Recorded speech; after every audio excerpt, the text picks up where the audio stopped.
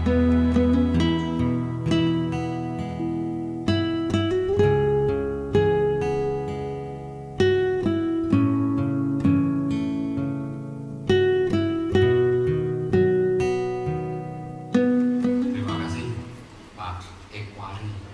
kasih Pak, nggak salah. Saya harus hati-hati, namanya soalnya agak susah. Dari tadi memang saya selalu tanya, apa ini namanya kok sulit sekali. Tapi oke lah, unik. Ya, dia memang sudah search, ternyata di BCA hanya satu-satunya nama Equari, dan saya tadi minta di dunia ada berapa. Pakai Google coba, Equari itu ada berapa. Ya, nanti dicari. Ya baik. Ya, saudara-saudara, dalam kesempatan Waisak ini tentu tidak salah kalau saya harus membuka dengan Selamat Waisak 2554 atau tahun 2010. Cuman karena ini posisi demikian, saya kira lebih enak aja berdiri ya. Ya ini karena beberapa orang nggak kelihatan ya. Ya kita kasih close dulu ya. Karena menurut Pak Adi, komunikasi kan 4 arah. Jadi kalau tadi saya hanya melihat yang depan saja, itu kan baru 2 arah. Yang belakang karena nggak lihat, hanya komunikasi batin, juga cuma 2 arah. Nah kalau sekarang, ini 4 sudah. Saya bisa lihat, batin juga bisa nyambung, kan begitu, ya. Nah, saudara-saudara, saya harus mengucapkan selamat Waisak karena ini adalah acara yang dibuat dalam rangka Waisak. Kemudian tema kita memang dalam kesempatan ini cukup berat. Tadi Pak Adi sudah tuliskan arti spiritual yang kalau mau disederhanakan sebetulnya spiritualitas dalam bekerja itu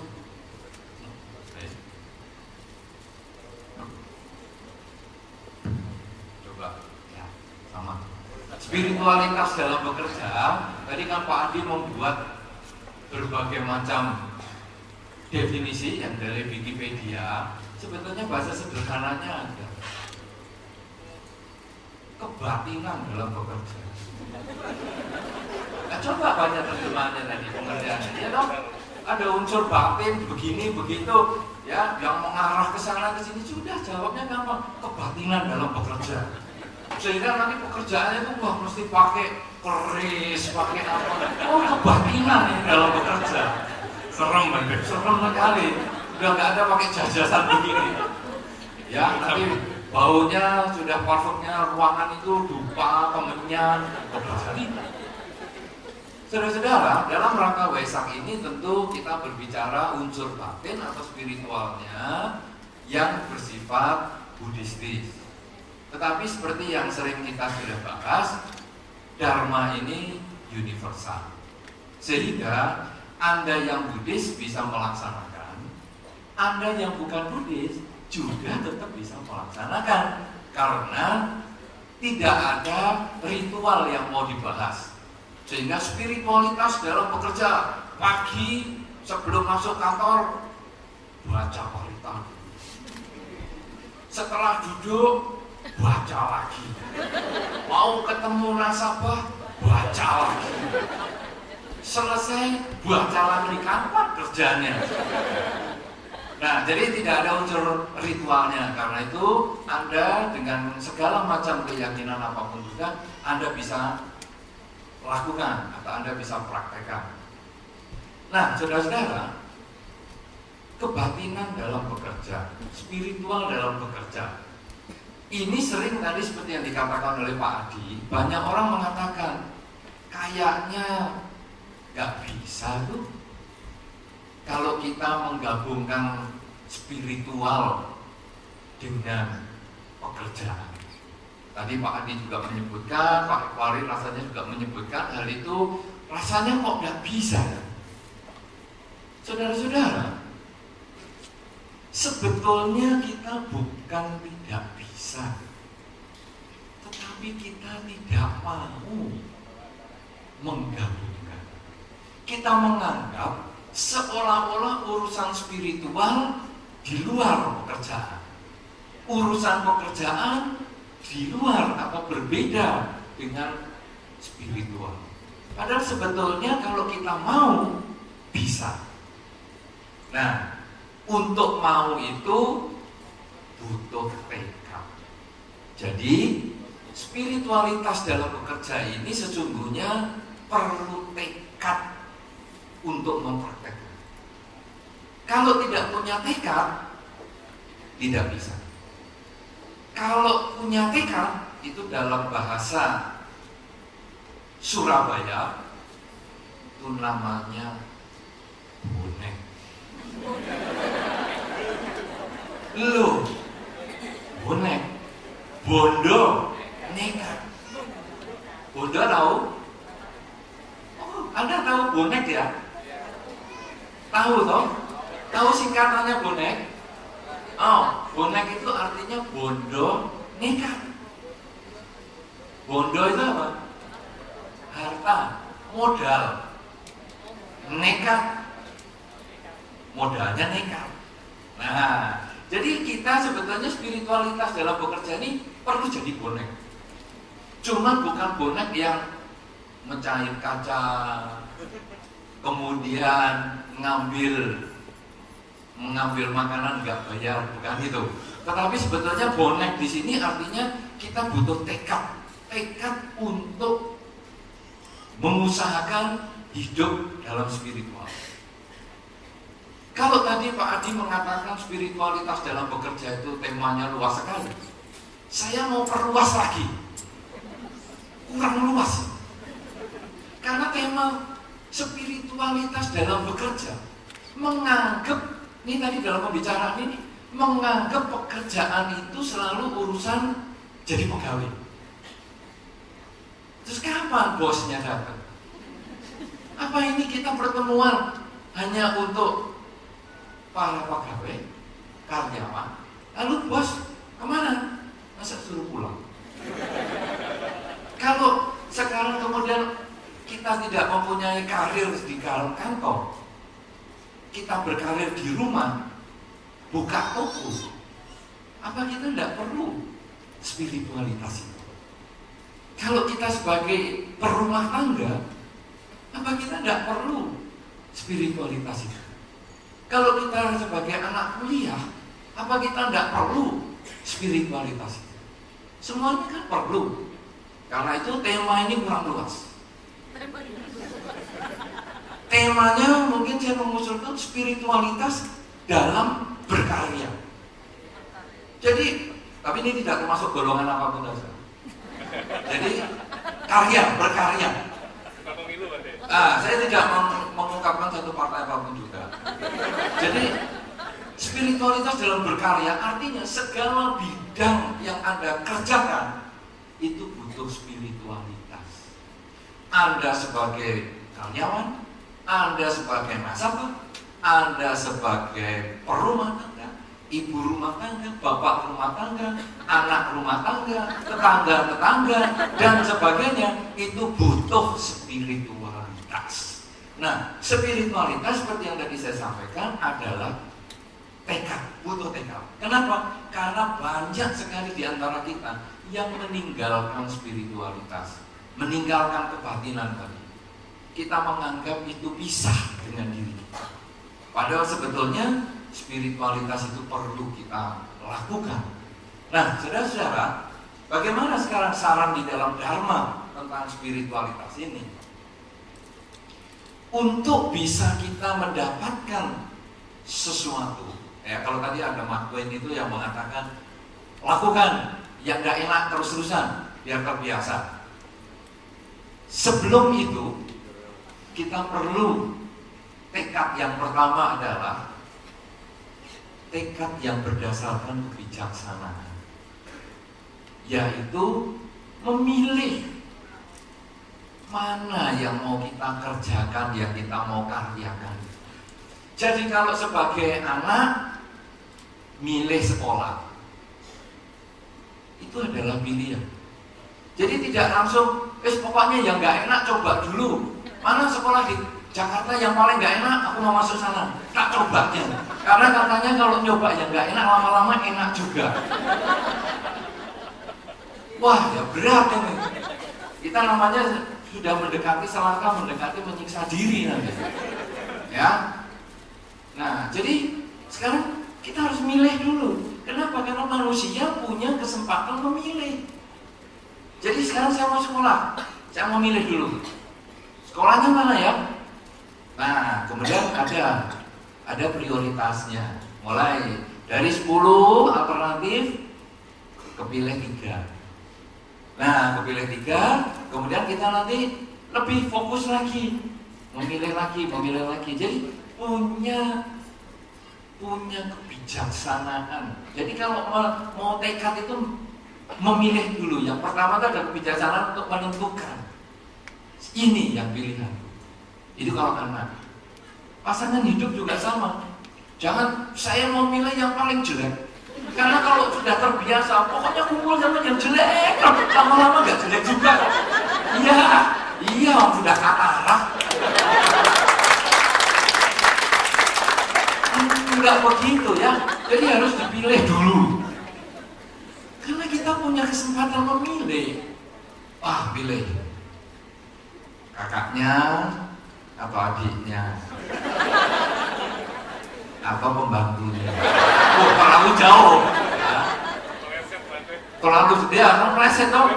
Pacaran, orangnya jarang di rumah, terus ngobrolnya sama babysitternya. Belum, dapetnya babysitternya. Kacau ini. Meleset, tapi agak meleset, itu memang sudah jatuh temponya. Nah, jadi kita punya hak memilih. Pasangan hidup kita harus milih. Jadi itu ada tekad. Memilih itu kan ada tekad. Apakah Anda mau menjadikan ini sebagai pasangan hidup? Ini sebetulnya tekad. Iya. Kan tidak bisa mengatakan sebentar, saya pikirnya dulu. Jawabnya mesti iya. Ya, saya sudah mengikuti banyak pemberkahan perkawinan. Kalau ditanya kan begitu. Janji perkawinan itu kan tekad sebetulnya. Saya mau menjadikan ini si dia sebagai pasangan hidup saya selama suka dan duka dan seterusnya. Bagaimana? Ya, bersedia. Kan begitu. Untuk memilih. Kemudian Anda juga bekerja, memilih kantor. Ini juga perlu. Jadi bukan bos mana yang paling galak, aku mau masuk sana. Karena kalau sudah terbiasa, kalau nggak digalaki rasanya nggak enak. Kelainan ini sudah suka menyakiti diri sendiri. Tidak begitu, kita pilih dari beberapa pekerjaan atau kantor ini, bos mana yang paling baik. Kalau ketua cabang Tasikmalaya mungkin oke juga loh. Pimpinan cabangnya kayaknya Pak Eko gitu. Kepala operasinya, iya, tukang operasi. Bahaya. Ternyata kepala operasi. Oh, nggak beda ya? Tapi pakai nama operasi. Oh ya. Nah, jadi kita mulai pilih bos yang mana ya? Yang cocok. Ini butuh kebijaksanaan. Ya, Anda memilih. Saya memilih, misalnya Anda mengatakan, saya memilih sebagai orang yang kerja di rumah. Itu pilihan. Ya, jadi nomor 1, gunakan hak pilih. Coblos. Pilkada, Pak. Ya, gunakan hak pilih Anda semua. Kenapa? Karena itu adalah dasar spiritualitas dalam berkarya. Karena kalau Anda sudah tidak senang, bagaimana Anda mau bekerja? Mau berangkat saja sudah sakit-sakitan. Bangun tidur ketemu pasangan hidup itu lagi. Sudah nggak suka ketemu lagi. Kapan matinya? Sulit, saudara. Jadi kalau senang, rasanya mau tidur saja sayang. Nanti kalau tidur 5 jam, berarti aku 5 jam nggak ketemu kamu. Berarti aku dalam 5 jam ini harus mimpi kamu. Supaya dalam tidur pun kenapa saudara? Karena itu konsekuensi pilihan. Nah, sudah memilih pekerjaan, memilih sekolah, memilih pasangan hidup dan sebagainya, maka tekad yang kedua adalah kalau sudah pilih, jalani.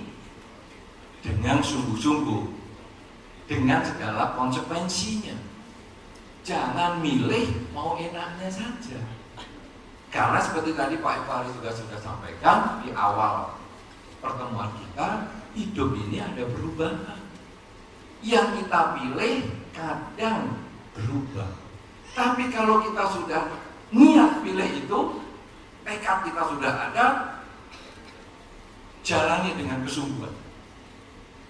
Jadi misalnya gimana? Sekolah. Saya sudah pilih sekolah di sini. Oke. Waduh, ternyata kok gurunya menjengkelkan, ya pindah tempat. Tidak, ini konsekuensinya. Sekarang baru kita berbicara teorinya Mark Twain kan. Yang tidak enak, teruskan. Nanti lama-lama enak sendiri. Ya, jadi kalau KP belum enak hari ini, besok dimakan. Belum enak lagi, minggu depan. Belum enak lagi, bulan depan. Belum enak lagi, tahun depan. Tapi apa itu tahun depan itu? Udah hitam semua bentuknya. Ya, tapi inilah baru berbicara yang tadi, bahwa kalau kita sudah memilih, ada konsekuensi logis yang harus kita pertanggungjawabkan, dan kita jangan mengeluh, jalani. Karena itu kalau memilih pasangan hidup misalnya, Anda jangan memilih yang nilai positifnya. Jadi Anda memilih, kenapa kamu memilih si A? Wah, si A ganteng. Kenapa kamu memilih si B? Karena si B cantik. Kalau Anda memilih nilai positifnya, Anda akan kecewa. Tapi Anda kalau memilih, pikirkanlah nilai negatif yang dia miliki. Yang sanggup Anda kerjakan, yang sanggup Anda tanggung, pilih dia. Wah, dia orangnya menjengkelkan. Sanggup nggak saya kumpul sama dia yang menjengkelkan itu? Saya sanggup, karena saya orangnya cuek.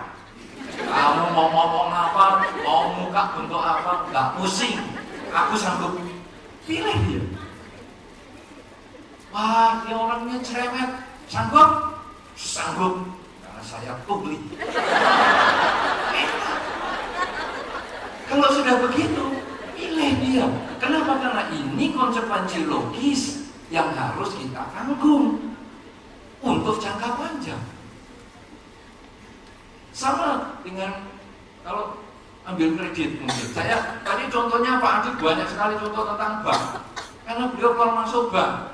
Saya apa aja nggak punya. Jadi ya minta maaf, saya nggak bisa ambil contoh banyak-banyak. Saya nggak bisa bayangkan ruang prioritas itu kayak apa ya. Nanti diundang, tapi ya, diundang untuk blessing. Ya, blessing. Coba di search nama saya nggak akan ketemu di sini. Saya tidak nasabah di mana-mana. Saya nasabahnya di Bank Karma. Bank of Karma, berarti. Bank Karma, tapi nggak keluarkan cek deh. Nah, ada orang biasanya kadang tanya, Bandi, saya mau buka usaha, mau ambil kredit bagaimana? Nah, saya kan bukan bagian kredit.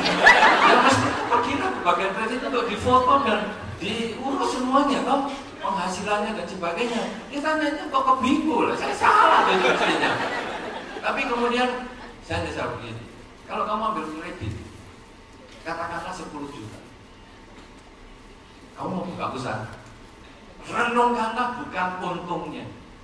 Oh, kalau 10 juta Bang, nanti diolah untuk dagang. 1 bulan, kalau bunganya sekian, nanti bisa kita mengumpulkan sekian. Waduh, dalam 1 tahun BEP. Wah, sudah ada modal. Wah, enak nggak? Nah, enak sekali. Saya hanya mengatakan begini, modal 10 juta kamu kreditor, bagaimana kalau macet? Kamu nggak bisa bayar. Apa yang terjadi? Kamu jual sepeda motor, kolor, sandal jepit. Nyampe nggak 10 juta? Kalau nggak nyampe, berarti kan kita berbicara kemungkinan terburuk. Kalau nggak nyampe, jangan pinjam segitu. Oh, sepeda motor cuma 5 juta, Bante. Ya sudah, kalau gitu kamu ambil 5 juta. Karena seingat saya, bank tidak terima kolor. Kolor, kok nggak ada yang saya nggak terima itu. Jadi, oke. Kalau gitu kamu kreditnya diturunkan. Kenapa? Risiko terburuk yang kamu sanggup ambil. Karena itu yang harus kamu hadapi di dalam kehidupan sehari-hari. Pasangan hidup, cari yang risiko terburuk yang sanggup kita terima. Kalau Anda punya pilihan 3 orang, 5 orang dan sebagainya, pilih kekurangan mereka di mana dan risiko terburuk. Itu yang kita ambil. Karena itu yang kita harus kumpul untuk waktu yang lama. Pendidikan di mana, kantor di mana, semuanya punya risiko terburuk. Bekerja apapun juga, berkarya apapun juga, di rumah, di mana saja itu ada risiko terburuk. Risiko terburuk yang sanggup kita tanggung. Itulah yang kita pilih. Karena itu, ketika kita sudah memilih, maka kita harus jalani semaksimal mungkin. Kalau sampai ada kesulitan, hadapi terus, hadapi. Kenapa? Dengan kata-kata tadi. Kalau kita sulit, kita stres, itu karena harapan kita terlalu tinggi. Sekarang, tahap tekad yang ketiga adalah kita harus bisa mengembangkan kerelaan. Kerelaan itu artinya harapan kita kadang-kadang harus kita sesuaikan. Jadi kita maunya, wah, kalau saya bekerja keuntungannya harus sekian banyak. Wah, pasar kok tidak mendukung. Apa yang harus kita lakukan? Kita menyesuaikan diri. Itu yang disebut dengan kerelaan, mampu beradaptasi. Karena kalau kita sudah bisa sering beradaptasi, kalau kita mahir beradaptasi, perubahan apapun juga tidak akan menggoyahkan kita. Ya, tadi sudah dikatakan juga oleh Pak Eko Ari bahwa ada perubahan di pekerjaan dan lain sebagainya, ketemu orang yang menjengkelkan dan sebagainya. Itu adalah perubahan yang kalau kita mengembangkan tekad yang ketiga yang disebut kerelaan ini, kita akan lebih fleksibel. Oh, ketemu orang yang seperti itu, hadapi saja. Kenapa? Termasuk latihan kesabaran. Kita harus membangkitkan satu nilai positif di dalam diri kita. Kalau ada kesulitan, jangan anggap itu sebagai kesulitan. Tapi kesulitan itu justru kesempatan kita untuk belajar. Ada kata-kata yang pernah dikatakan orang, kalau kamu ditinggalkan orang, berterima kasihlah kepada orang yang meninggalkan kamu. Kenapa? Karena dia melatih kamu menjadi mandiri. Kalau ada dia terus, kamu tidak akan bisa mandiri. Nah, saudara-saudara, coba, ini yang sudah punya pasangan hidup siapa ya? Banyak itu, belum tentu. Coba, tunjuk jari lagi. Yuk, angkat tangan. Oh, lumayan, banyak juga. Banyak. Saudara-saudara yang sudah punya pasangan hidup, tanyalah dengan pasangan hidup Anda, sharinglah dengan pasangan hidup Anda. Kalau diberi kesempatan hidup lebih panjang, baiknya kamu atau saya. Nanti sharing ya, jangan sekarang dijawab. Ini soalnya rahasia masing-masing. Kalau ada umur yang panjang, enaknya kamu yang umur panjang atau aku?